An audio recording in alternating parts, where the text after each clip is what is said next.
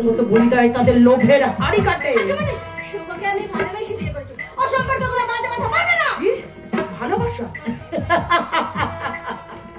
ওরে তুই তো এখন অনেক বাচ্চা আছিস, অনেক বাচ্চা আছিস। শোন, পড়াশোনা করানো সোজা, কিন্তু পড়াশোনা করে চাকরি পাওয়াটা না খুব কঠিন রে। ঠিক তেমনি ইন্টু মিন্টু করে বিয়ে করা সহজ, কিন্তু বিয়ে করে সংসার করাটা না রে বহুত কঠিন রে, বহুত কঠিন।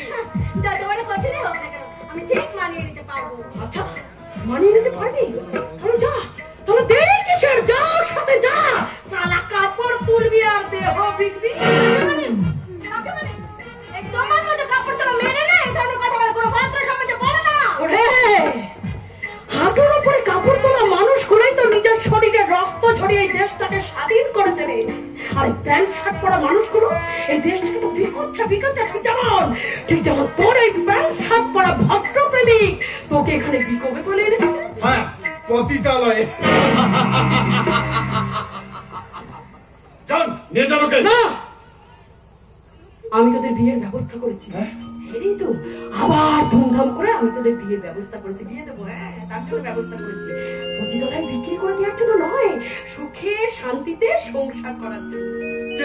কিন্তু নাটের রুচি তো আমাকে বাঁচতে দেবে না, সেটা কেউ না জানলেও আপনি খুব ভালো করেই জানেন। ওসব তুমি আমার উপর ছেড়ে দাও। তাছাড়া চাষ করবে তুমি আর ফসলটি মজা মেরে খাবে ওই নাটের গরু, সেটা তো হতে পারে না। কিন্তু 2 লক্ষ টাকা না পেলে যে আমার বাবা বিনা অপারেশনে মারা যাবে।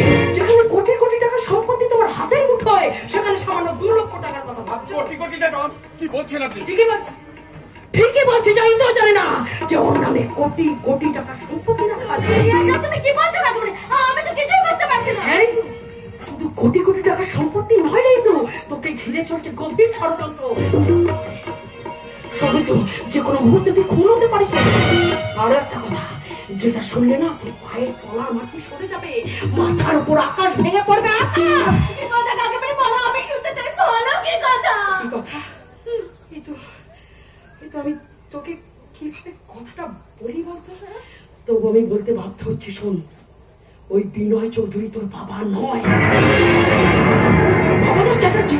ভবদাস চ্যাটার্জিকে খুন করে বিনয় চৌধুরীকে তোর মা বিয়ে করেছে।